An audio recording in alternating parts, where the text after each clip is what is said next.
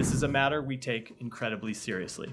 I'd like to announce that Secretary Blinken will be traveling to Israel in the coming days to engage our Israeli partners directly about the situation on the ground and how we can continue to best support them in their fight against the terrorists who launched these horrific attacks. Our expectation is that we will leave tomorrow and arrive in Israel on Thursday.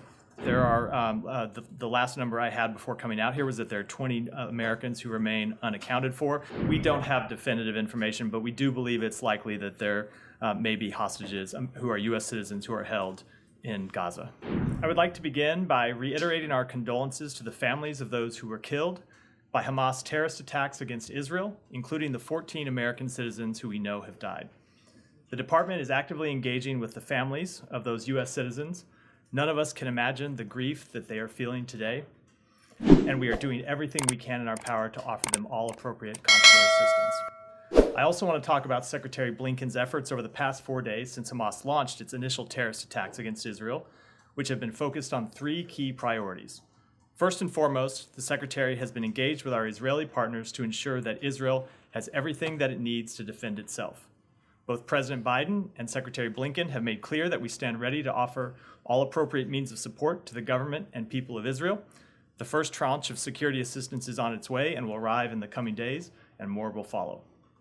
Second, the Secretary has been working the phones with his foreign counterparts to ensure that anyone who has lines of communication with parties hostile to Israel should use those channels to say that now is not the time to take advantage of this situation. The President has made that point clearly and forcefully, and is one that Secretary Blinken has reiterated in his calls with leaders in the region. Third, the Secretary has been intensely focused on securing the release of all hostages held in Gaza. There are a number of countries who have the ability to deliver messages to Hamas, and we have made clear to those countries that they should urge Hamas to release all hostages immediately. This is a matter we take incredibly seriously. Finally, I'd like to announce that Secretary Blinken will be traveling to Israel in the coming days to engage our Israeli partners directly about the situation on the ground and how we can continue to best support them in their fight against the terrorists who launched these horrific attacks. Our support for Israel is unwavering, and the Secretary looks forward to meeting with senior leaders in the Israeli government and continuing the discussions he and the President have been having with them since the initial attacks on Saturday. And with that, Matt. In the coming days, you want to be more specific? Our expectation is that we will leave tomorrow and arrive in Israel on Thursday.